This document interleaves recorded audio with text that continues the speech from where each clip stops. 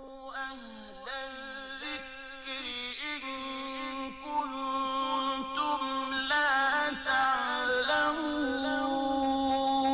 فاسألوا أهل الذكر إن كنتم لا تعلمون فاسألوا أهل الذكر إن كنتم لا تعلمون.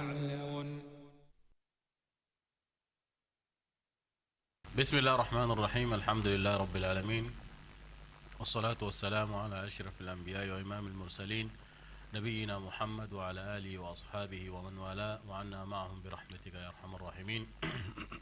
أما بعد, chers téléspectateurs, assalamu alaikum wa rahmatullahi wa barakatuh. Très ravi encore une fois de plus de me retrouver parmi vous autour de notre émission Allo Oustaz. Mais très chers téléspectateurs, je vous annonce aujourd'hui je ne suis pas seul. Je suis avec un de notre frères. C'est un ancien figure de notre chaîne télévision à l'époque, la D ou bien la RTG chaîne 1. Vous connaissez cette figure-là depuis longtemps. C'est le Cheikh Ilyas Ununga. Il est ressortissant de l'université Al-Azhar. Il est venu nous visiter ici au Gabon. Donc j'ai le plaisir vraiment de le recevoir sur ce plateau. Bismillah, Cheikh Ilyas, vous avez la parole. إن الحمد لله نحمده ونستعينه ونستغفره ونعوذ بالله من شرور أنفسنا ومن سيئات أعمالنا من يهده الله فلا مضل له ومن يضلل فلا هادي له أشهد أن لا إله إلا الله وحده لا شريك له وأشهد أن محمدا عبده ورسوله. Louange à Allah, Seigneur des mondes, le très miséricordieux. Celui qui est guidé par Dieu ne sera point égaré, et celui qui s'égare ne sera point guidé, car la guidance vient de Dieu. Paix et bénédiction de Dieu soit sur son prophète Mohammed, sur sa famille, sur ses compagnons, et sur tous ceux-là qui suivront cette voie jusqu'au jour du jugement dernier. Chers frères et chères sœurs musulmans, nous remercions Allah qui nous a donné cette opportunité de vous entretenir aujourd'hui sur les sujets qui sont liés à cette religion, la religion d'Allah subhanahu wa ta'ala. Vous savez, chers frères et chères sœurs, l'islam à l'origine, elle ne peut être pratiquée qu'avec la connaissance. C'est pour cela que le prophète Allah tabaraka wa ta'ala dans son verset coranique, innama yakhsha Allah min ibadihi al-ulama, c'est-à-dire seuls les savants craignent véritablement sont à leur Seigneur. Donc c'est dans ce sens-là que beaucoup de nos frères musulmans ont pris, n'est-ce pas, cette initiative d'évoluer, d'aller vers ceux qui connaissent, apprendre cette religion et revenir enseigner, n'est-ce pas, les gens de leur société. Donc ce soir, Inch'Allah, nous allons avec Imam Mustafa vous entretenir sur des questions à caractère religieux par la grâce d'Allah. Et Inch'Allah, on espère bien que vous seriez, n'est-ce pas, satisfait de nos réponses. N'est-ce pas, cher frère, vous avez cité ces versets où Allah le Très-Haut a dit Innama yakhsha Allah min ibadihi al-ulama. Vous avez fait allusion en disant qu'il y a un groupe de gens qui peuvent aller s'instruire dans la religion et pour pouvoir venir avertir aussi leur peuple, n'est-ce pas, comme Allah aussi a mentionné à la fin de Surah At-Tawbah. وما كان المؤمنون لينفروا كافة فلولا نفر من كل فرقة منهم طائفة ليتفقهوا في الدين ولينذروا قومهم إذا رجعوا إليهم لعلهم يحذرون, n'est-ce pas? Le verset là nous incite aussi en même temps qu'il y a un groupe, c'est-à-dire tout simplement il n'est pas permis à un groupe, c'est-à-dire à un peuple, que tout le monde doit aller se spécialiser dans les mêmes domaines. Nous avons besoin de différents domaines. Et donc il faut mettre aussi un accent particulier, c'est-à-dire il faut savoir définir les priorités. Donc il faut qu'il y ait aussi un groupe de gens parmi nous qui doivent aller, comme Allah lui-même l'a dit, ils doivent aller apprendre la religion pour pouvoir venir avertir ceux-là qui n'ont pas allé apprendre la religion. Donc ça veut dire l'apprentissage de la religion islamiquement, c'est recommandé à tout musulman et à toute musulman, comme Imam al-Bukhari radiallahu anhu, et qu'Allah lui fasse miséricorde. Il a consacré même tout un chapitre dans son recueil authentique en disant Babu al-ilm قبل القول والعمل. Donc la connaissance passe avant l'acte et avant la parole. Donc, alhamdulillah, ici, Cheikh, nous demandons par exemple, pour édifier toujours à nos téléspectateurs, quelle est l'importance des tawhid?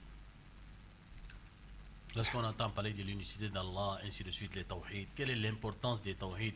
Est-ce que ces tawhid-là, ça parle de quoi exactement?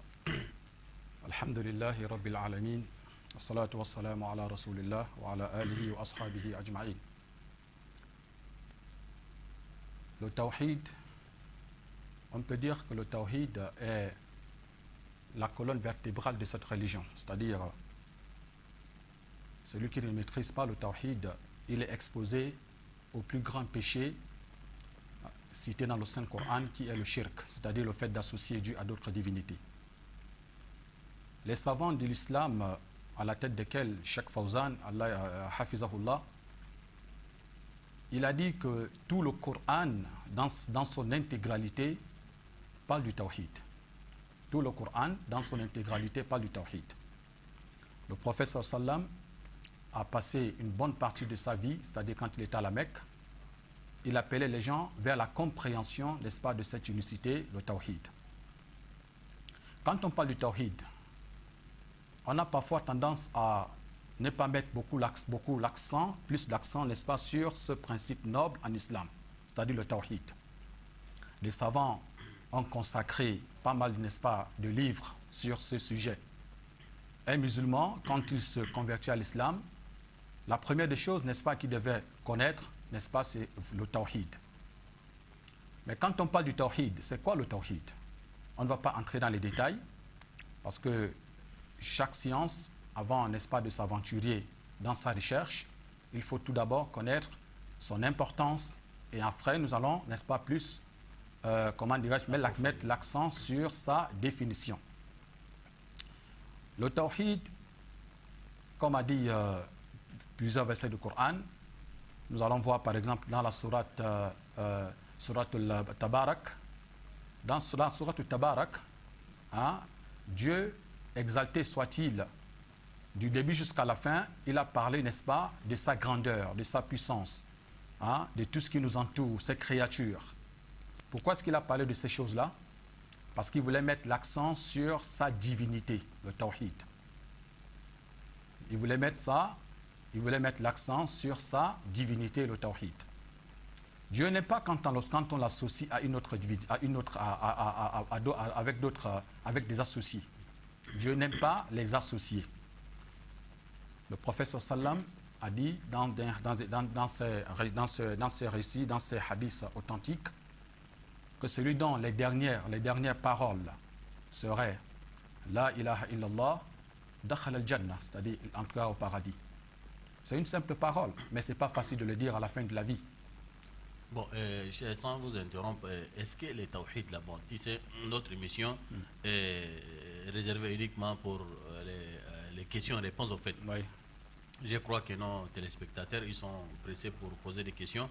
Aujourd'hui, pour vous annoncer, nous avons déjà établi les 88-17, c'est déjà en marche. Donc, avant qu'on va recevoir, par exemple, les premiers intervenants, en 2 minutes, est-ce que les tawhid, là, lorsqu'on parle, par exemple, tout de suite, là, pour faire édifier un peu nos téléspectateurs, est-ce que les tawhid, là, c'est catégorisé ou bien les tawhid, tout simplement l'unicité d'Allah? Parce qu'on parle des tawhid, une fois qu'on parle des tawhid, l'unicité d'Allah, et ces tawhid, là, dans son ensemble, c'est que l'unicité d'Allah seulement, ou bien il y a plusieurs catégories de tawhid?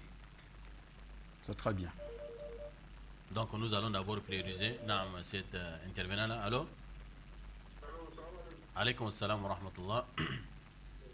C'est qui? Ok. Ok, là, pour le moment, nous sommes à la télévision, donc on va transmettre ça à la radio là-bas, et puis, Inch'Allah, donc vous appelez plus tard. Non. Là, nous sommes à la télévision en direct pour recevoir des questions et on va donner des réponses, Inch'Allah. Donc, chers téléspectateurs, pour vous annoncer encore une fois de plus, comme d'habitude, vous avez l'habitude de me voir toujours seul devant les plateaux, mais aujourd'hui, je ne suis pas seul, je suis avec mon cher, mon frère, Elias Ondunga. Et donc, il est sorti de l'Égypte, il est venu, il a fait plus de 15 ans en Égypte. Il est venu nous visiter ici au Gabon pour 2 mois, donc nous n'allons pas laisser comme ça partir. Donc il faut qu'il va nous d'abord verser la bénédiction de la science qu'il a essayé d'acquérir ici là-bas en Égypte. Donc comme d'habitude, chers téléspectateurs, avant de recevoir notre intervenant, nos intervenants, donc nous avons comme d'habitude des questions qui viennent dans les réseaux sociaux. Donc premièrement, nous avons une question qui est venue d'une sœur qui s'appelait Aïcha. Elle demande la période de vidité. Par exemple, une femme qui a été déjà mariée, c'est-à-dire on a attaché le mariage, mais le mariage n'est pas encore été consommé. On a attaché le mariage et le mari n'a pas eu le temps de prendre sa femme, mais le mariage a été déjà attaché. Il n'a pas eu le temps, il se prépare pour prendre la femme et Allah a décidé qu'il est décédé. Donc, comment elle va, ou bien est-ce qu'elle va faire les idda? Bismillah.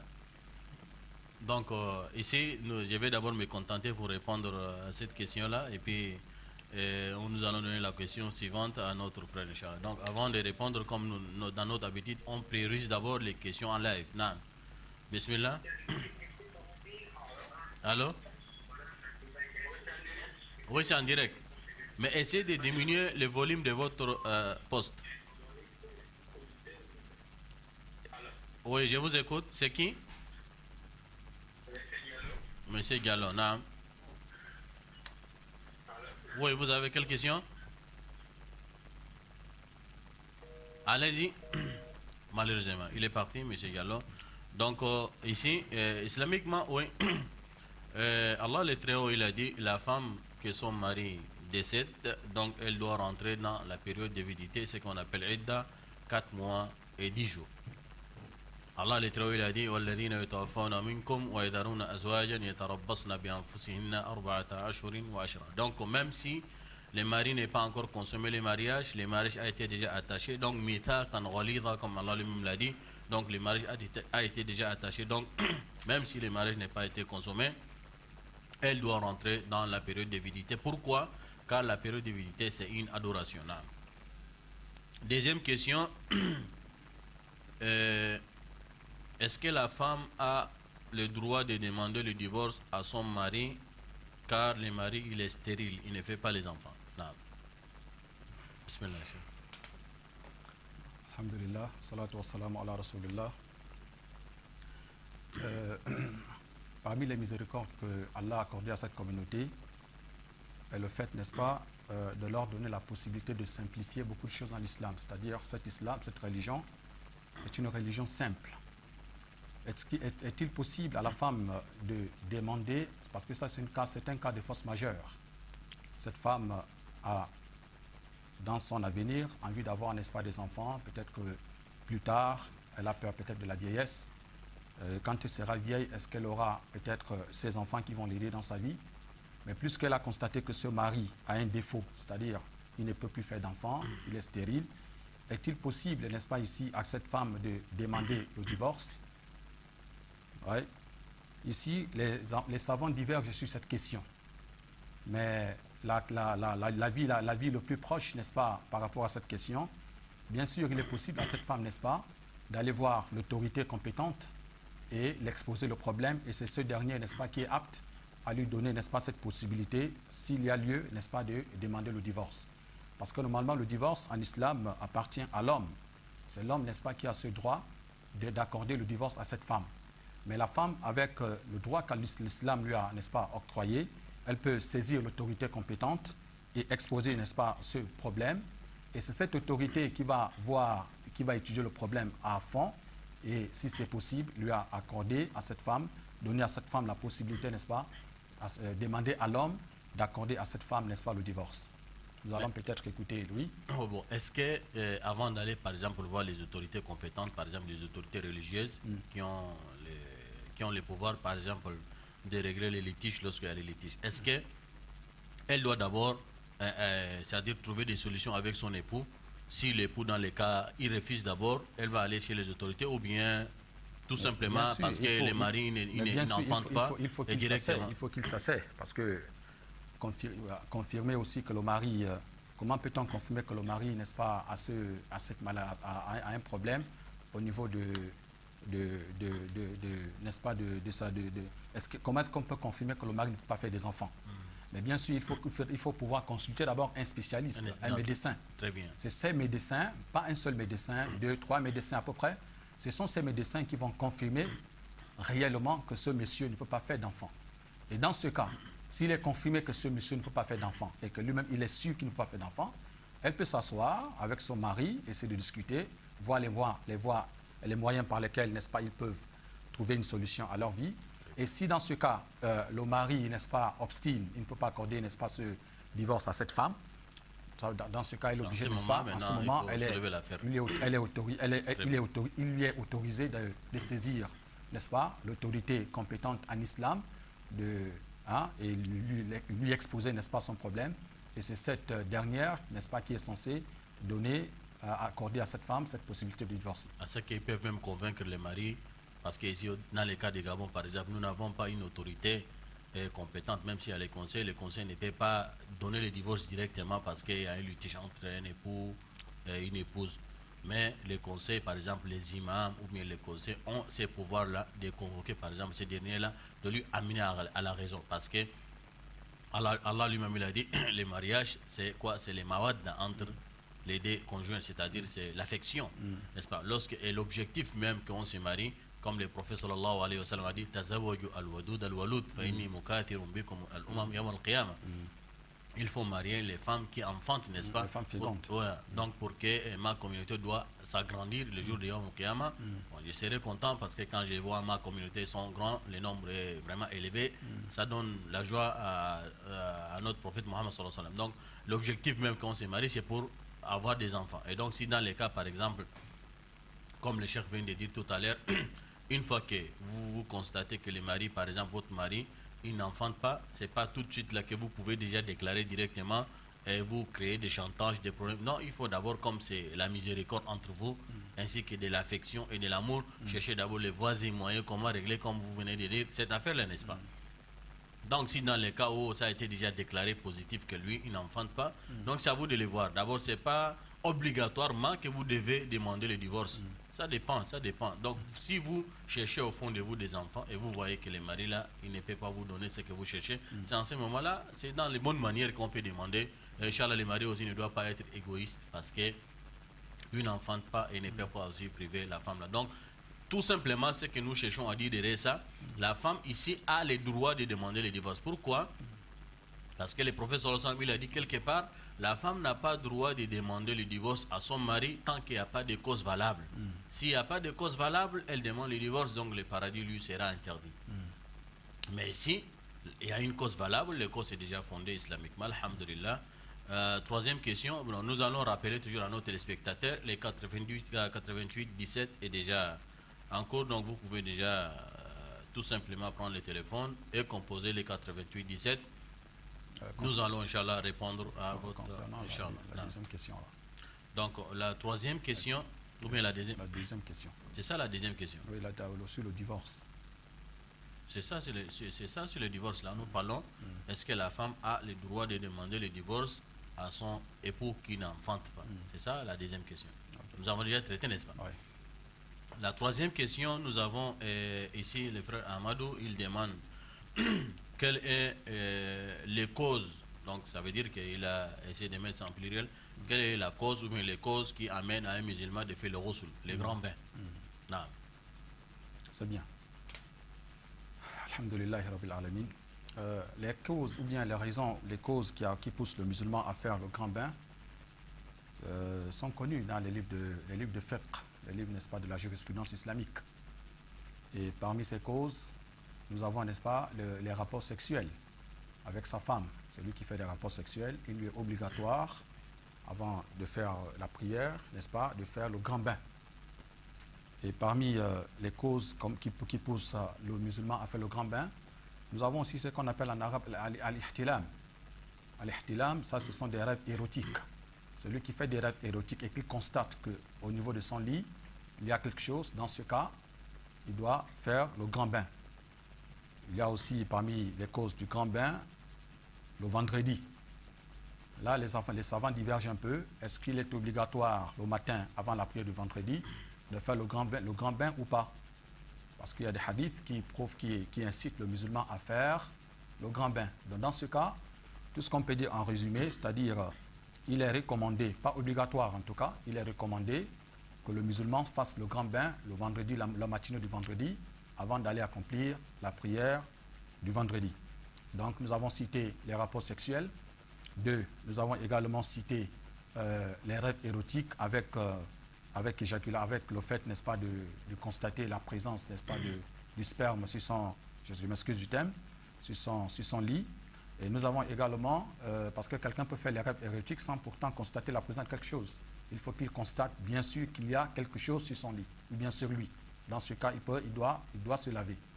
Et la troisième cause, il n'y a pas de cause dans ce sens-là, c'est juste une recommandation du prophète de faire le grand bain le matin avant l'accomplissement de la prière du vendredi.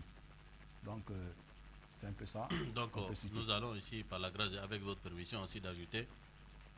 Donc, si on comprend, par exemple, en ce qui concerne les causes qui amènent un musulman de faire le grand bain, si j'ai bien compris, lorsque la personne il a eu le rapport sexuel et puis il a fait les rêves érotiques. Donc tout simplement nous pouvons les résumer en disant si la personne il a l'éjaculation, par exemple l'éjaculation. Donc l'éjaculation, soit la personne il a fait ça en désir sexuel, c'est-à-dire en commettant un rapport. Le rapport sexuel est suivi par éjaculation. Ou bien le rapport sexuel même sans éjaculer. Une fois qu'il a eu rapport sans éjaculer, c'est fini déjà. Ça, c'est l'une des causes qui amène à la personne de faire le grand bain. Le prophète sallallahu alayhi wa sallam, il a dit Alma ou bilma. Soit il a éjaculé, ou bien il a dit ou bien il a fait rapport sans éjaculer aussi. Donc, une fois qu'il y a eu rapport, pénétration, donc en ce moment, donc il est obligatoire à la personne de faire le grand bain. Bon, ça peut arriver que la personne, il n'a pas eu le rapport sexuel, mais il a eu éjaculation comme ça. Il n'est pas endormi, il n'est pas dans le sommeil, donc, mais il a eu éjaculation comme ça. Et là, les savants, ils ont divisé ça en deux parties. Soit l'éjaculation est venue à cause d'une réflexion sexuelle, donc en ce moment, il est obligatoire sur la personne de faire le grand bain. Ou soit l'éjaculation est venue à cause d'une maladie, donc en ce moment, ça, il n'y a pas de grand bain. Il y a certaines personnes, ils ont certaines maladies, que la personne peut éjaculer comme ça et les spermes sortent. Ou bien, même si ce n'est pas à cause de maladie, vous voyagez par exemple dans un pays où il fait très frais, l'excès de la fraîcheur aussi, ça peut faire en sorte que la personne peut éjaculer sans qu'il se rende compte. Ça là aussi, cette éjaculation n'a pas de cause. C'est venu comme ça, la personne n'a pas participé à provoquer par exemple, donc en ce moment, il n'y a pas de grand bain. Il peut éjaculer à cause d'une réflexion sexuelle ou bien à cause des caresses, même s'il n'y a pas eu de rapport ou bien de pénétration. En ce moment, il doit faire le grand bain. Et comme vous avez souligné encore, la personne en train de dormir, il a fait des rêves érotiques. Donc, lorsqu'il a éjaculé, donc en ce moment, il doit faire aussi le grand bain. Comme vous avez dit aussi, les savants, ils ont dit, ça c'est un point de différence en ce qui concerne les vendredis. Le prophète sallallahu alayhi wa sallam, il a dit, c'est recommandé. Donc, il a dit wajib. Il a dit il est obligatoire. Il a dit wajib, c'est recommandé. Donc à chaque personne qui est déjà atteint l'âge de la puberté, donc il doit se laver, de prendre son grand bain le jour de vendredi. Et ça, c'est un point de divergence, comme vous avez dit, entre les savants. Et la quatrième cause qui amène la personne de faire le grand bain pour les femmes, et spécialement les menstrues. Les menstrues, après avoir fini les menstrues, les règles, donc la femme doit aussi prendre le grand bain. Donc ça c'est obligatoire. Voilà, ça ce sont, je crois... Le cinquième aussi. Les cinquièmes. Anifas, oui, les règles et puis les lochis. Les lochis, ça ce sont des causes qui amènent généralement les musulmans, qu'ils soient les femmes ou bien les hommes, de faire les deux dernières que nous avons citées, les menstrues et puis les lochis. Donc ça c'est réservé uniquement pour les femmes. Donc chers téléspectateurs, nous avons les 88-17 qui est devant vous.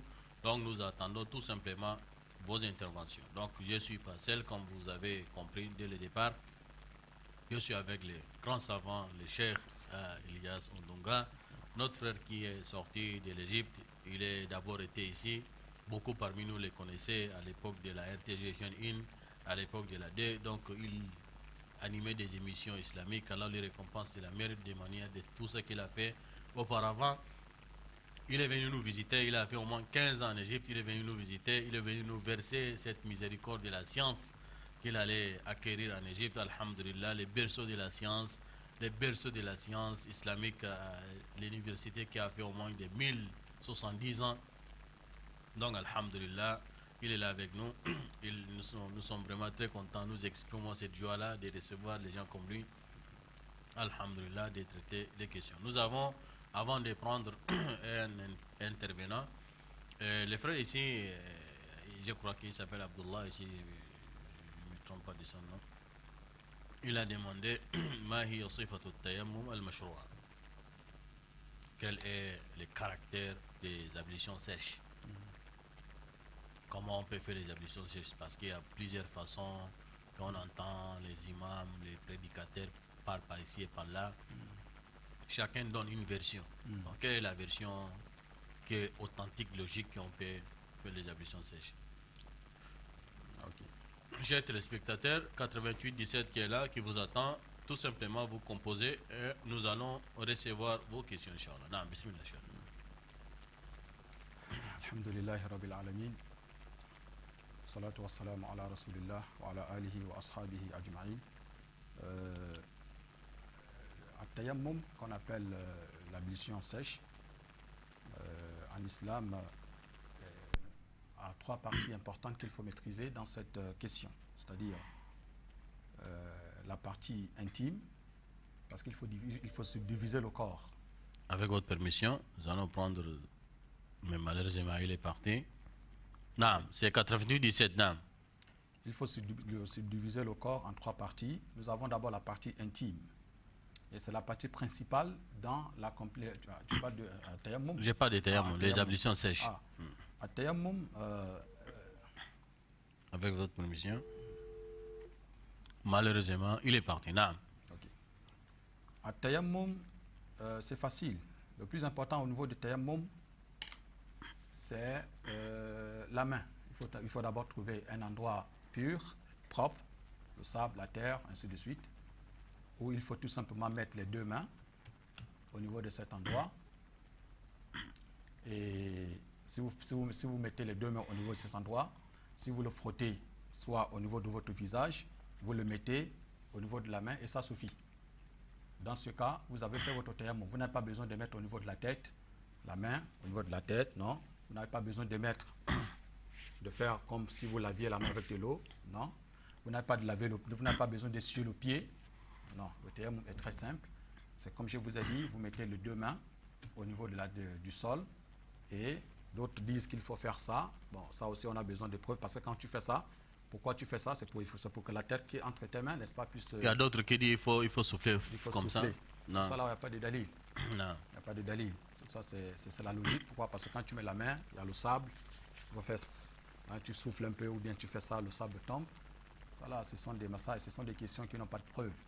Le plus important, quand tu mets ta main au niveau du sol, tu essuies une partie et une partie de ta main et c'est fini. Dans ce cas, tu as déjà fait le tayammum. Je crois que l'imam... Donc, si nous comprenons très bien, chers téléspectateurs, le frère, alhamdulillah, qu'Allah le récompense, il a bien répondu à cette question. Donc, si nous comprenons très bien, le tayammum, tout simplement, c'est de taper les pompes de tes deux mains sur le sol comme ça, et tu frottes le visage, et tu frottes la main là comme ça, les deux pompes là, c'est tout. C'est ça, la version la plus authentique. Et on peut appuyer ça avec des preuves d'Ammar ibn Yasir, radiyallahu anhu, lorsque lui, il a manqué de l'eau, et si j'ai bonne mémoire, les hadiths expliquent qu'il était avec Omar ibn al-Khattab, radiyallahu anhuma. Donc, ils ont manqué de l'eau. Donc, Ammar ibn Yasir, lui, il s'est tourné lui-même entièrement, son corps, il s'est tourné sur les sables comme ça, en disant que bon, comme il n'y a pas l'eau, qu'est-ce que nous devons faire? Donc, il s'est tourné comme ça, il s'est entouré comme ça, sur les sables et puis il a prié. Omar ibn al-Khattab, il s'est abstenu, il s'est éloigné, il n'a rien fait. Il n'a pas fait la prière. Car parce que ça manque de l'eau. Quand ils sont venus voir les messagers, sallallahu alayhi wa sallam, quand ils l'ont expliqué, le prophète sallallahu alayhi wa sallam, il a dit à Ammar, il a dit, yakfika an tadrib biyadayka ala al-ardi hakada wa tamsah bihima kaffayka. Donc il a dit, il te suffit seulement de frapper la terre là, avec les deux mains et de frotter au-dessus, c'est-à-dire derrière des pommes là, comme ce que je suis en train de faire là. Donc voilà, ça c'est la version la plus authentique. Mais sinon, nous écoutons par ici et il y a d'autres hadiths d'Abi Hurayrah radiyallahu anhu et les hadiths d'Abdullah ibn Omar. Mais malheureusement, les hadiths ne sont pas authentiques. Alors, malheureusement, les hadiths ne sont pas authentiques. L'autre hadith est venu dans Abi Daoud, il n'est pas authentique d'Abdullah ibn Omar. Et l'autre hadith, il est venu dans Ibn Abi Shayba aussi, le hadith d'Abdullah ibn Omar disait qu'il a dit il faut frapper 2 fois. Désolé, on va prendre cet intervenant là. Allô? Alaykoum salam, c'est qui?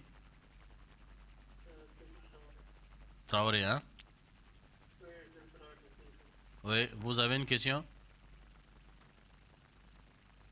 Vous avez une question? Oui, c'est en direct. Vous avez une question? Mais vous cherchez quoi? C'est une émission qui est consacrée pour recevoir des questions.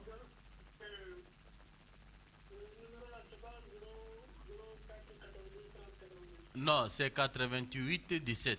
Vous avez composé 88-17, n'est-ce pas? Donc, si vous avez des questions, vous posez des questions et nous allons traiter votre question, Inch'Allah. Il n'y a pas de problème. Les 04 30 90 30, ça c'est le numéro d'Airtel Money. Vous avez 100 000, vous pouvez envoyer ça comme contribution à la radio et télévision. Non. Donc, je disais tout à l'heure, maintenant, en ce qui concerne les tayammum, il y a d'autres versions que nous écoutons par ici et par là. Et malheureusement, comme je vous ai dit, avec la permission de notre cheikh, les versions ne sont pas authentiques. Les hadiths d'Abdullah ibn Omar disaient que le prophète sallallahu alayhi wa sallam, il a dit tu dois frapper les 2 pommes de ta main sur la terre, tu frottes le visage et tu frappes encore 2e fois, tu frottes la main. Donc la 2e là, elle n'est pas authentique. Il y a d'autres encore qui ont dit, toujours des hadiths qui ne sont pas authentiques, ils ont dit tu frappes 1 fois pour le visage et 1 fois pour la main et tu dois frotter jusqu'à ici. Donc tout ça là c'est pas authentique. Nous avons dit nous allons contenter par la version qui est authentique. Wa khayrul hadi hadi Muhammadin sallallahu alayhi wa sallam. Qu'Allah nous donne le discernement. Nous avons une autre question qui est venue, qui a fait une polémique quelque part. Mais nous allons Inch'Allah donner des réponses si Allah nous donne la science. S'il n'y a pas la science, nous attribuons la science à Allah le Très-Haut, car la science lui appartient. Ici, le frère, il pose cette question-là. Je crois que cette question-là, je l'avais traitée ici une fois lors de nos émissions pendant le Ramadan avec le frère Moussa Zingé. Mais la question est venue par un autre sens. Ils ont renversé un peu la question. Ils demandent est-ce qu'il y a des preuves palpables, des preuves claires que le prophète sallallahu alayhi wa sallam lui-même, que 2 personnes ont commis la fornication, un homme et une femme ont commis la fornication, ou bien ils vivaient dans l'inégalité. Ils sont venus lui voir et il a attaché les mariages à ces 2-là. Donc parce que nous comprenons par ici et par là, et c'est permis que 2 personnes vivaient hors mariage. Lorsqu'ils ont demandé la repentance, ils ont fait la repentance vers Allah. Donc il est possible qu'ils peuvent légaliser leur union, c'est-à-dire on peut leur attacher les mariages. C'est ça qu'on connaît par ici dans les livres de fiqh et ainsi de suite. Les frères ici, ils cherchent à comprendre, est-ce qu'il y a des preuves concrètes que le prophète avait fait cet acte-là? Il a attaché les mariages à 2 personnes qui sont tombées dans la fornication. Si dans le cas contraire, le prophète n'a jamais attaché les mariages entre 2 personnes qui ont commis la fornication, pourquoi nous le faisons maintenant? N'est-ce pas la meilleure voie à suivre, c'est la voie du prophète sallallahu alayhi wa sallam. Donc ça va autour de ça au fait de la question. Non. Donc chers téléspectateurs, vous avez 88 17. Vous avez 88 17, n'hésitez pas de prendre tout simplement le téléphone, vous composez 88 17, nous allons recevoir votre question. J'essaie de rappeler ce que tu as dit sur la question. Donc la question, il ce dit... que tu as dit avec Moussa Zengui, j'essaie de rappeler au moins. Donc tout simplement, quand nous étions lors de nos émissions de l'année passée, quand je parle de l'année passée, c'est-à-dire l'année égérienne, à 1438, le mois de Ramadan passé, on a reçu, je crois, ce genre de questions en disant est-ce qu'on peut attacher le mariage entre deux personnes qui vivaient hors mariage et ils ont décidé de légaliser les réunions. Nous avons dit c'est permis islamiquement. Nous avons dit c'est permis. Tout simplement car il n'y a pas de preuves qui l'interdisent. Voilà ce que nous avons répondu. La question est venue maintenant en ce moment par une autre phase. Est-ce que les prophètes avaient, à son époque, est-ce que les prophètes avaient fait ce genre d'acte-là? Donc, tout simplement, nous allons dire, pas forcément que les prophètes, sallallahu alayhi wa sallam, n'a pas fait, parce que nous savons très bien, il y a des choses que le prophète n'a pas eu le temps de les faire dans son temps. Donc, إنه لم يفعل جميع المندوبات ولم يفعل جميع المباحات. Il n'a jamais accompli tout ce qui est permis islamiquement. Tout ce qu'il a le temps, il doit le faire. Ce qui n'a pas le temps, il ne doit pas. Mais ça ne veut pas dire que c'est haram. Tout simplement, nous allons dire ces cas-là. Si c'était arrivé chez le prophète sallallahu alayhi wa sallam que des personnes ont commis la fornication, ils sont venus lui voir en disant que nous avons commis la fornication, donc on veut maintenant légaliser notre union. Il n'allait pas attacher d'abord le mariage. Il allait d'abord appliquer quoi? La peine. Il allait d'abord appliquer la peine parce qu'ils ont avoué. Mais les cas comme ça n'ont jamais été arrivés chez le prophète sallallahu alayhi wa sallam. C'est la raison pour laquelle il n'a pas attaché. Tout simplement, les cas comme ça n'a jamais été arrivé à l'époque des prophètes que des personnes ont commis la fornication. Ils sont venus voir les messagers. Voilà ce que nous avons fait. Et voilà, nous avons demandé pardon à Allah. Nous sommes venus que tu vas nous attacher les mariages. Ça n'a jamais été arrivé à son époque. Donc, si quelque chose n'a jamais été arrivé à son époque, comment il va le faire? De deux, lorsque nous avons dit que c'est permis, parce que tout simplement, comme je disais, il n'y a pas les preuves qui l'interdisent. Sinon, la polémique c'était au profond en fait. Ils ont essayé de creuser par ici et par là. Ils ont trouvé une preuve et ils se sont accrochés par cette preuve-là. J'ai essayé de mener une recherche face à les preuves qu'ils ont apportées. Effectivement, il y a une preuve. Mais les preuves ne collent pas avec cette situation. Sinon, la voix de la majorité, c'est ce qui est authentique. D'abord, la voix de la majorité, c'est fondé. Il y a ce qu'on appelle al-qawa'id al-fiqhiyya ou bien al-qawa'id al-fiqhiyya al-mu'asara. Soit al-qawa'id al-fiqhiyya al-amma, soit al-qawa'id al-fiqhiyya al-mu'asara. Et les règles de la jurisprudence que nos savants prédécesseurs ont déjà établies, que nous pouvons travailler avec comme une règle. Ou bien les règles de la jurisprudence contemporaine face aux situations qui nous arrivent, par exemple, par ici et par là, qui n'ont jamais été à l'époque de nos pieds prédécesseurs.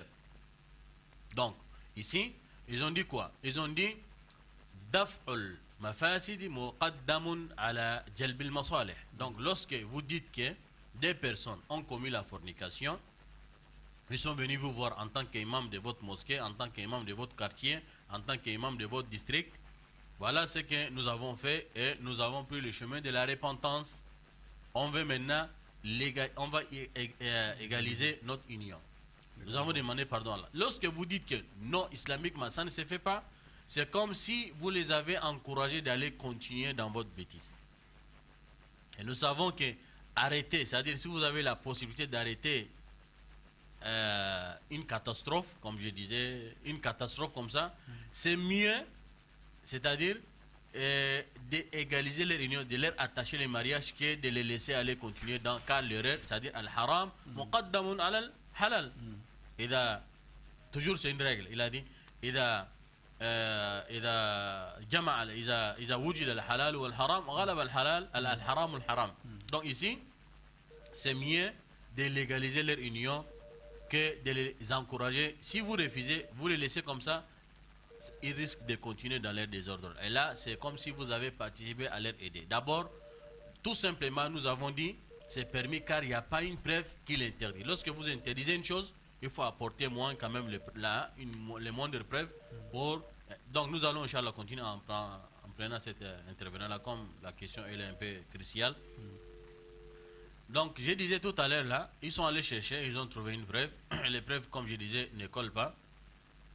Effectivement, c'était la voix d'Ahmad ibn Hanbal. Nous avons les 4 écoles. Nous avons les 4 écoles. L'imam Abi Hanifa, l'imam Malik, l'imam Shafi'i, l'imam Ahmad ibn Hanbal. Tous les 3. L'imam Abi Hanifa, l'imam Malik, l'imam Shafi'i et d'autres, Imam Ibn Hazm, et même les Daoud, les fondateurs, Al-Zahiri, et d'autres, Al-Awza'i. Donc ici, la majorité, j'ai dit la voix de la majorité, ont accepté et ont permis que des personnes ont fait la fornication et Allah a touché leur cœur. Ils ont pris le chemin de la repentance. Donc, ils cherchent à égaliser leur union. C'est permis qu'on peut leur attacher les mariages avec des conditions. Il doit d'abord faire l'avidité, les idda, ainsi de suite. Sauf Ahmad ibn Hanbal, il a dit chez son madhab, c'est pas permis. Des personnes ont fait la fornication et on ne peut pas leur attacher les mariages. Il s'est accroché par une preuve à l'époque, comme je disais tout à l'heure. Le prophète sallallahu alayhi wa sallam, il y avait un compagnon qui est venu demander l'avis. Donc ici, il est venu demander l'avis du prophète sallallahu alayhi wa sallam de se marier avec une femme. Dans leur époque, cette femme-là, avant l'islam, je disais, et j'ai appris dans cette mot-là, avant l'islam, elle était une femme prostituée. Avant l'islam, elle était prostituée. Donc, elle avait quoi? Une sale réputation. Donc, quand l'islam est venu, elle s'est convertie, alhamdulillah. Et nous savons, l'islam, yajubbu ma qablahu, ou yahdumu ma qablahu. Une fois qu'elle est déjà convertie en islam, c'est fini. Tout ce qu'elle avait commis auparavant, c'est déjà aboli, c'est déjà pardonné par Allah. C'est le prophète qui l'a dit. Quand l'islam est venu, elle s'est convertie. Quelques années plus tard, comme je disais, un compagnon est venu demander le prophète, il est tombé amoureux à cette femme-là, de cette femme. Quand il est venu demander le prophète son avis, le prophète, est-ce que je peux marier cette femme-là? Il a dit quelle femme? Il a montré, il a cité son nom. Il a dit, si tu veux mon avis, cherche une autre femme. Si tu veux mon avis, cherche une autre femme, c'est mieux pour toi. Donc c'est dans ça là qu'ils se sont appuyés en disant qu'il n'est pas permis à une personne de se marier avec une femme qu'il a fait la fornication avec elle. Donc parce qu'ils se sont accrochés par. Donc est-ce que les preuves là montrent qu'on ne peut pas marier des personnes ont déjà? Non. Si nous allons voir réellement, pourquoi le prophète avait dit à la personne, si tu veux mon avis, cherche une autre femme. Tout simplement, c'est pas parce que elle avait fait la fornication avant, tout ça là, parce que l'islam a déjà effacé. Mais seulement, la réputation est déjà là quelque part. Pour que dans l'avenir, si tu n'as pas toi-même, Allah t'a pas donné une patience qui est à l'extrême, ou bien la foi qui est à l'extrême, souvent, des choses qui peuvent venir dans la tête, la femme là avant, elle était comme ça, avant, peut-être Shaitan va venir te traverser dans la tête, qui peut avoir les enfants vont aller jouer par ici et par là, peut-être les gens vont lui dire que non, votre maman avant, elle était comme ça. C'est dans ce sens-là qu'il avait dit, si tu veux mon avis, cherche une autre femme. Mais ce n'est pas interdit de la marier. C'est pas interdit de la marier. Et d'abord, lui, il n'a jamais commis la fornication avec elle auparavant. Donc nous parlons des choses différentes. Des choses différentes. Donc c'est la raison pour laquelle nous disons, marier avec une femme que vous-même vous avez commis la fornication. Et d'abord nous prions Allah le Très-Haut de nous épargner. Et d'épargner tous les musulmans et de toutes les musulmanes de cette grand péché-là. D'abord, ne pas tomber dans ce péché-là, qu'Allah nous en préserve. Si cela est arrivé, nul est humain, ils ont cherché le chemin de la repentance, et forcément, Allah va pardonner, comme nous parlons de shirk tout à l'heure là. Allah lui-même il a dit, Inna Allah la yaghfiru an yushraka bihi, wa yaghfiru ma duna dhalik. Donc, tous les péchés qui ont inférieur de shirk, Allah est capable de les pardonner à qui il veut. Naam. Nous allons à un intervenant. Allô? Naam. C'est qui? Alaykoum assalam wa rahmatullah. C'est qui? Bah, naam. Vous avez une question? Bismillah. Naam. Personnes en train de forniquer, par fini, ils se disent qu'ils vont faire le mariage. Non. Mais avant qu'ils se fassent de forniquer, par fini... Bon, diminuez un peu d'abord le volume de votre poste. Donc, ma question. Oui. Ce que Dieu a dit haram, comment quelqu'un qui fait ce haram et dire encore que c'est permis qu'il puisse se marier après la fornication? Ouais. Maintenant, votre question, c'est quoi?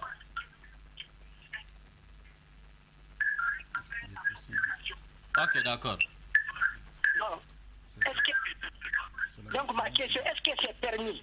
Ok, d'accord, d'accord. Vous allez écouter la réponse. Si nous avons déjà répondu, mais nous allons ajouter parce que vous avez employé quelque chose. Donc, tout simplement, nous allons dire à nos téléspectateurs, face à cette question-là, nous n'allons pas mettre les sentiments devant. Parce que vous n'êtes pas Dieu pour juger la personne. Vous n'êtes pas Dieu pour juger la personne. Peut-être lui, il a fait la fornication quelques années. Et dans cette fornication-là, peut-être il a eu même des enfants. Quelques temps plus tard, il s'est rendu compte, les deux, ils se sont rendus compte que le chemin que nous avons emprunté, ce n'est pas un bon chemin. Donc il fallait faire un demi-tour. Les demi-tours là, ils ont fait d'abord vers Allah. Oh Allah, tout ce que nous avons fait, c'est pas bon. Nous te demandons de nous pardonner. Je vous ai dit, Allah est capable, lorsqu'ils sont sincères, de les pardonner. Quand ils se sont pardonnés, donc ça veut dire qu'ils se sont délavés complètement de leurs péchés. Ce n'est pas moi qui le dis.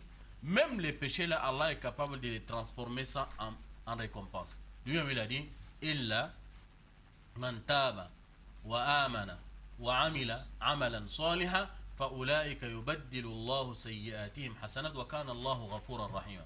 Sauf ceux-là qui se répandent et qui croient et ils posent des bonnes œuvres, Allah transformera leurs mauvaises actions en bonnes actions, car Allah il est le pardonneur. Donc si Allah les a pardonnés, donc ils se sont délavés complètement de leurs péchés. Ils ne veulent plus maintenant vivre dans les péchés. Donc ils sont venus maintenant chercher les voies et moyens comment maintenant égaliser leur union. Vous allez dire que non, comment ça fait-il ils ont commis le haram, ils veulent maintenant faire le bien. Donc on ne met pas les sentiments, c'est pas les sentiments. Donc c'est la logique même. L'islam, on dit c'est la miséricorde, n'est-ce pas? Donc une fois qu'ils ont fait le pardon, donc le chef. Donc c'est là où nous avons dit, c'est permis, une fois qu'ils ont demandé pardon à Allah, ils se sont délavés de ce qui s'est passé. Donc à partir de maintenant, donc il faut maintenant chercher les voies et moyens comment maintenant égaliser leur union et ils vont continuer leur vie. Si vous les refusez, donc ils vont dire, bon, c'est pas la peine, bon, comme on refuse, donc on continue comme ça.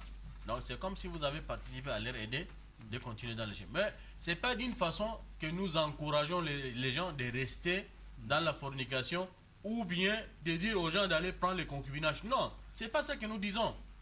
Non, il faut comprendre ce que nous disons.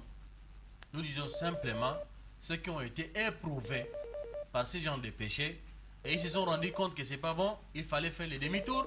On ne peut pas fermer la porte. La porte de la miséricorde c'est ouverte. Comment on va fermer la porte de la miséricorde? Allô? Allô? Salam alaikum. Alaykoum salam, c'est qui? Malheureusement, il est parti cher. Excusez-moi, j'ai pris toute la parole. Non, alhamdulillah. Salatu wa salam. Non, bismillah. Oui, concernant la question, je crois que l'imam a donné toutes les réponses qu'il faut. Sur la question, est-ce qu'il est possible à deux personnes, n'est-ce pas, qui ont commis la fornication, de se marier plus tard, après avoir, comment dirais-je, après s'être rendu compte que le péché qu'ils ont commis était un grand péché.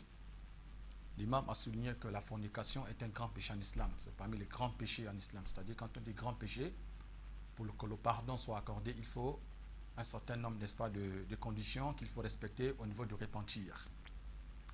Et au début de notre émission, on a parlé un peu de la connaissance, c'est-à-dire, on dit toujours que l'habitude est une seconde nature. On a parfois tendance à légaliser certaines choses, mais quand on... Je vais vous interrompre pour prendre celui-là. Allô? Allô? Allô? Allô? Allô, assalamu alaikum. Alaykoum salam wa rahmatullah. C'est qui? Oui, assalamu alaikum. Alaykoum salam, c'est qui? C'est Diallo Mamadou. Diallo Mamadou, non, vous avez une question? Oui, j'ai une question par rapport, vous avez dit une femme avec un garçon quand ils restent ensemble.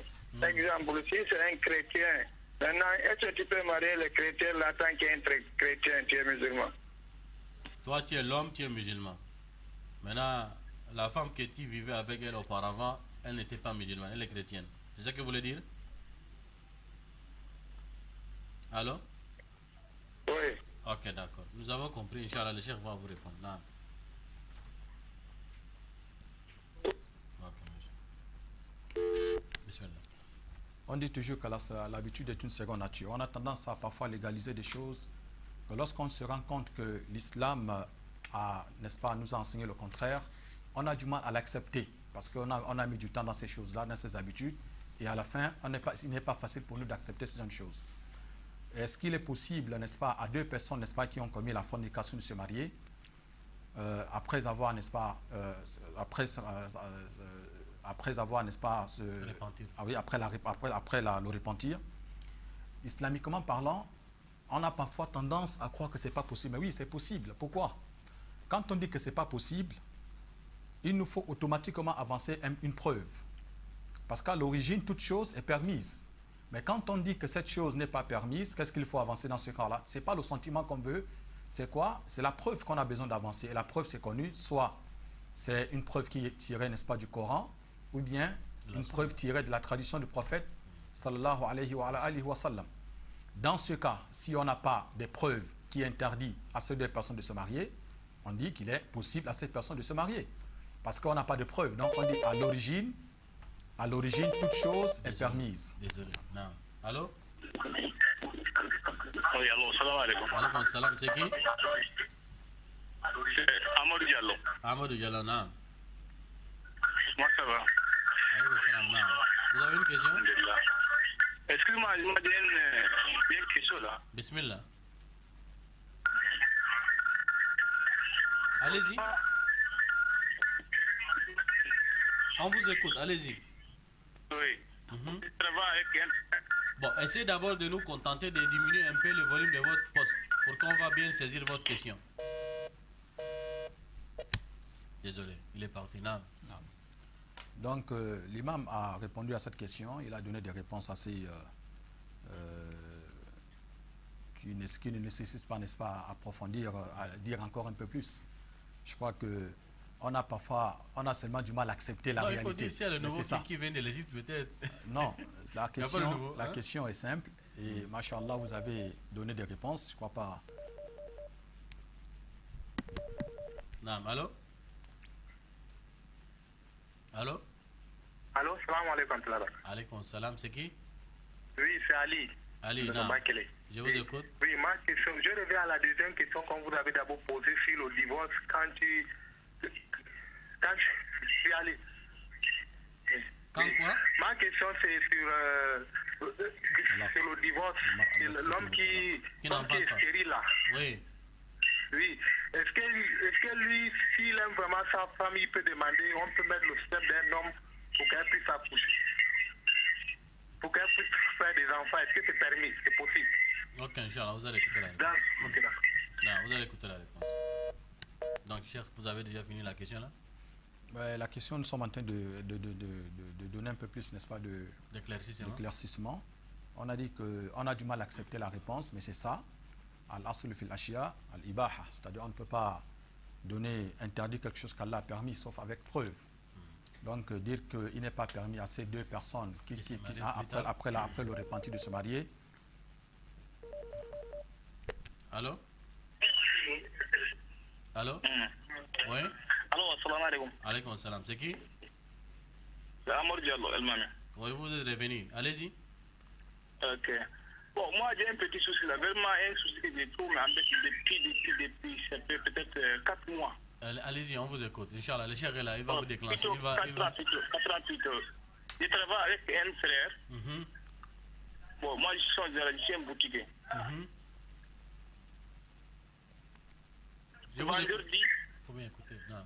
moi je fais sortir sacrifice 500 ou 1000 francs chaque vendredi moi-même. Je fais sortir dans ma poche pour faire le sacrifice. Comment? Je fais le sacrifice. Tu fais le sacrifice. Chaque vendredi 500 francs. 500 francs, oui. Oui, mais ça un peu me t'inquiète parce que quand je pars, moi, chaque vendredi, je pars avec mon patron jusqu'à la mosquée. Il part chaque vendredi. Mais je n'ai jamais dit mon patron fait sortir même 100 francs. De toutes les façons, c'est comme si j'ai compris, il travaille avec quelqu'un dans une boutique. Mais lui, chaque vendredi, il fait sortir 500 francs comme sacrifice il donne. Et lui, il part avec son patron chaque vendredi à la mosquée ensemble. Mais il n'a jamais dit, c'est là où c'est coupé, il n'a jamais dit à son patron qu'il donne les sacrifices là chaque vendredi 500. Je ne sais pas, c'est dans sa propre poche ou dans la caisse de la boutique. C'est ça sa question. Mais avant de lui répondre, parce qu'il y a des priorités qui étaient devant nous. Donc tout simplement, nous avons dit, des personnes, comme le cheikh a dit, ont commis la fornication. Après, ils ont pris le chemin de la repentance. Nous avons déjà montré que Allah est capable de les pardonner. S'ils ont rempli les conditions de la repentance, comme le cheikh l'a dit. Et comme le prophète sallallahu alayhi wa sallam l'a dit. Ils ont rempli les conditions de la repentance, ils ont demandé pardon sincèrement à Allah, Allah les pardonne. Ils cherchent maintenant à faire deuxième chose, légaliser leur union, c'est permis. La personne qui dit le contraire, donc il n'a qu'à apporter les moindres preuves. C'est ça que nous avons dit. Al-aslu fil ashya al-ibaha hatta yarid ad-dalil bil hurma. D'autres frères qui a posé la même question mais en l'autre sens. Lui il est musulman, mais la femme là qu'il a forniqué avec elle, elle est chrétienne comme il a dit, elle n'est pas musulmane. C'est la même chose. Si lui il a demandé à Allah sincèrement le pardon, donc islamiquement, le Coran nous a permis, je n'ai pas dit autorisé, il nous a permis de marier avec les gens des livres. Celui qui l'interdit aussi, il faut qu'il amène les moindres preuves, parce que nous avons trop entendu ça. Quelqu'un dit que non, comment un musulman il va marier une femme qui n'est pas musulmane, précisément les chrétiennes. À la fin, il s'accroche. À la fin, il s'accroche les tiraillements qui a été lié entre Omar et Hudayfa ibn al-Yaman, radiallahu anhu. Hudayfa, il avait épousé une femme juive. Il était gouverneur à l'époque de Omar. Donc, excusez-moi, le thème est un peu important, mais malheureusement, nous avons les téléspectateurs qui sont là et ils ont la priorité. Naam. Bismillah. Alaykoum salam. Oui. Donc la question a été coupée. Oui. Vous travaillez avec quelqu'un. Laissez-moi traduire d'abord la question. Vous travaillez avec quelqu'un, chaque vendredi vous donnez un sacrifice 500 francs. Oui. Vous partez avec votre patron à la mosquée ensemble. Vous n'avez jamais osé de lui dire. Voilà. Est-ce que l'argent là, vous prenez? Donc l'argent que vous donnez là, ce sont l'argent que vous prenez dans la caisse ou bien c'est votre propre Voilà, argent? je n'ai jamais vu lui faire ce même 100 fois pour faire les sacrifices. Et puis moi, je travaille dans son boutique et fais ça tous les jours. Donc le sacrifice que vous faites là, c'est à l'intention pour lui ou bien pour vous? Mais l'intention, votre intention là, votre intention. Ok, c'est bon, c'est bon. C'est bon, nous avons déjà saisi la question. Vous allez écouter la réponse, Inch'Allah. Comme rapidement, excusez-nous, vraiment le temps est débordé, mais ceux qui sont devant nous, c'est important, on va se contenter par cela. Et puis, Inch'Allah, arrêter, Inch'Allah, notre émission. Pour les frères, s'il avait donné ces sacrifices-là à l'intention pour son chef, donc son chef aura les récompenses de ça. Mais ce qu'il aurait fait au préalable, d'abord aviser son chef, son patron, que moi, voilà, je donne 500, je donne 200, je donne 300 de sacrifices, mais c'est pour toi.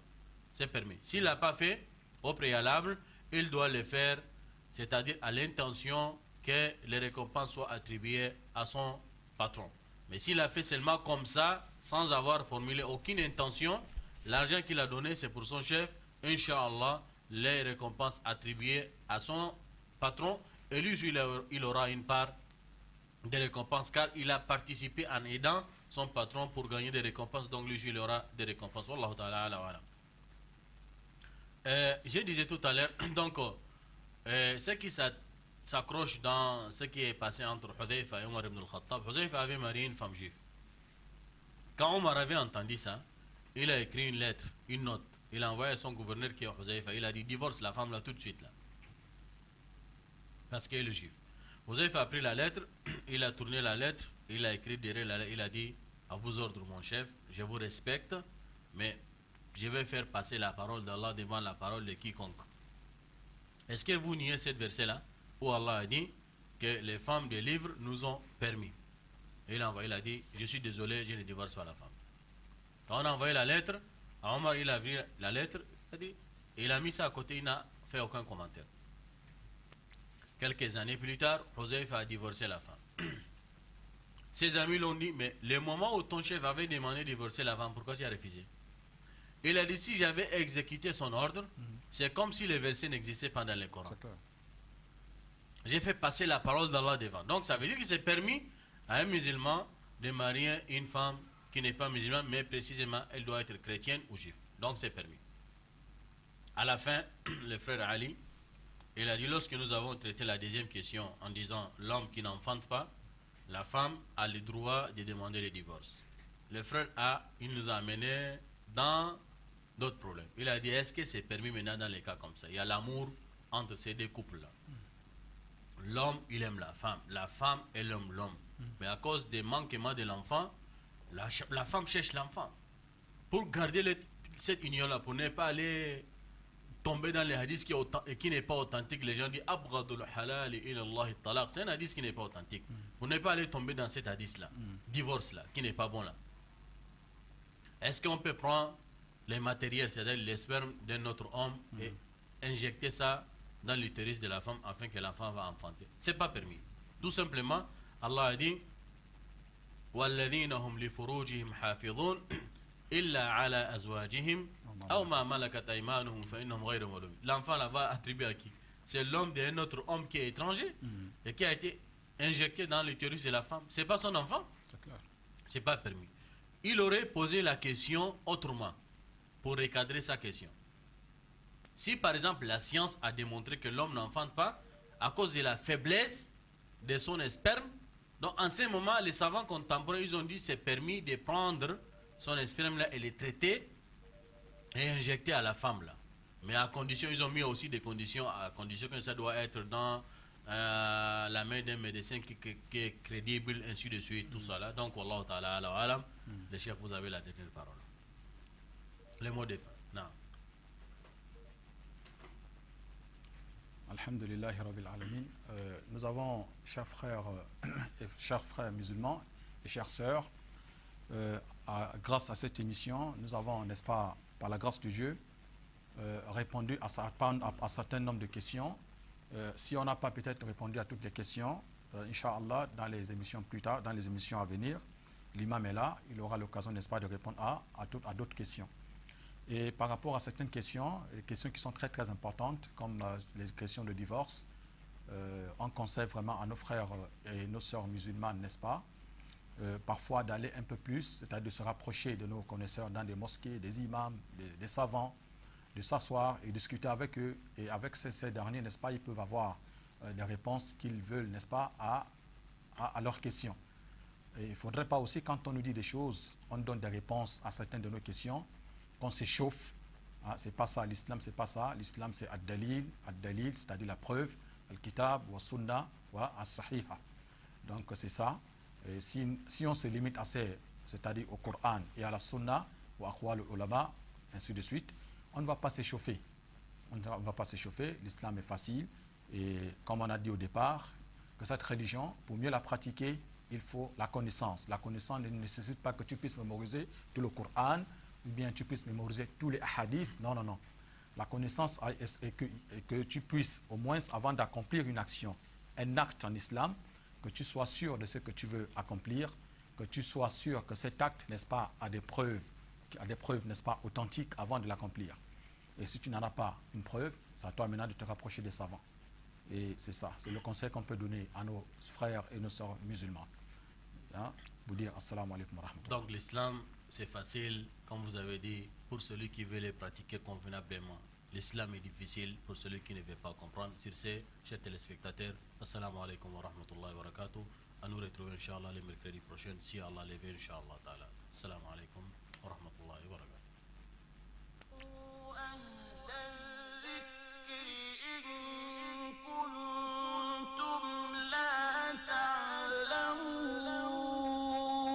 فاسألوا أهل الذكر إن كنتم لا تعلمون فاسألوا أهل الذكر إن كنتم لا تعلمون